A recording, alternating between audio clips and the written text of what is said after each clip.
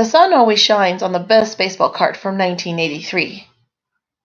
In the 1980s, every spring was a joyous occasion for baseball fans, and especially for baseball card collectors. Not only did we get to enjoy the sights and sounds of our favorite teams reporting to spring training, but we also got our first chance to see the year's new cards in person. And while 1981, with the arrival of Fleer and Donruss, must have seemed like Christmas morning for long-time collectors, accustomed to only having one set of cards each year, there was still the long stretch of cardboard winter in front of them. The 1981 top set was drab, with dark photos and colored borders that somehow added to the darkness.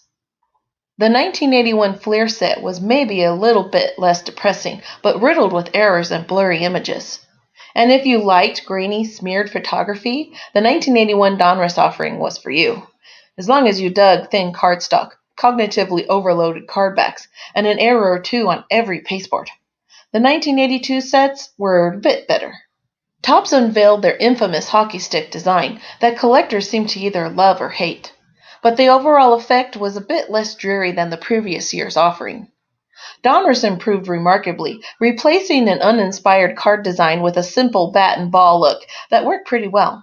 They also cleaned up their images and card backs, as well as expanding from 605 to 660 cards. Only Fleer failed to make appreciable improvements from 1981 to 1982, though they did continue to establish their identity with Pete and Repeat and the Big Red Machine card 6 years after the fact that featured just a few leftover nuts and bolts. Digging out.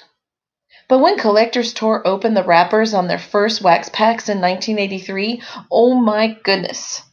It was like the hobby sun had finally broken through the last dreary day in March and bathed the snow-covered cardboard landscape in warmth and goodness. A little corny? Maybe, but consider. The 1983 Donruss set refined the 1982 design, replacing the ball with a glove and crisping up the design elements in general. Photography continued to get better too, though there were still some tinting issues. For the first time, Fleer cards sported a distinctive design, one that included brown-gray borders and team logos, which hadn't made an appearance on card fronts since 1965 Topps set. Fleer backs were astounding. They included a full run of player stats and a vertical format and a small head photo of each player. Wow, in 1983 terms anyway. In 1983 Topps, well, it was a masterpiece in cardboard and wax. A fantastic, though somewhat borrowed, design, coupled with crisp and sunny photography, innovative subsets, and the usual stellar player selection made this issue an all-time classic.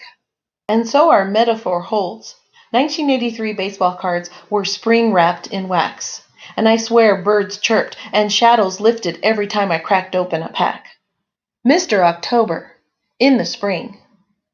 By that glorious spring of 1983, Reggie Jackson had long since established himself as a future Hall of Famer.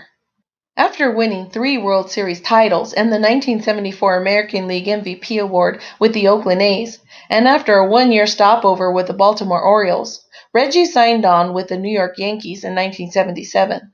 The relationship was an imperfect match of fire, production, bravado, and personality clashes, but it led to 2 more World Series trophies and left Jackson with more than 400 home runs when he became a free agent before the 1982 season. Despite heading into his age 36 season with a growing reputation as a lumbering slugger, Reggie landed a rich long-term deal with the California Angels and headed back to the left coast. His clashes with monstrous Yankee personalities, Billy Martin and George Steinbrenner, likely had as much to do with Jackson's departure from the Bronx as did his age, though a down year during the strike-shortened 1981 season gave the definite impression that Reggie's best years were behind him. That may have been true, technically, but you wouldn't know it to look at his stat line from the first year with California. 39 home runs, 101 RBI, and .275 batting average. It looked like vintage Reggie, and it was enough to help the Angels win their second division title in the old American League West. Fans took note of Jackson's performance, and so did Topps. So when the real snow finally subsided enough that February or March or April for collectors to make it out to their local drugstores or grocery stores to find the first pile of new cards for 1983, who do you think greeted us? In most cases, It was none other than Reginald Martinez Jackson, frontman for every Topps wax box that season. And that Reggie card had everything that made that set so great. In-game action shot under a sunny sky, clean design that accentuated the photography, complete stats on the back, close-up headshot with a picture-in-picture bubble. And in Reggie's case, we got some of his personality thrown in there too, along with a bit of 80s flair.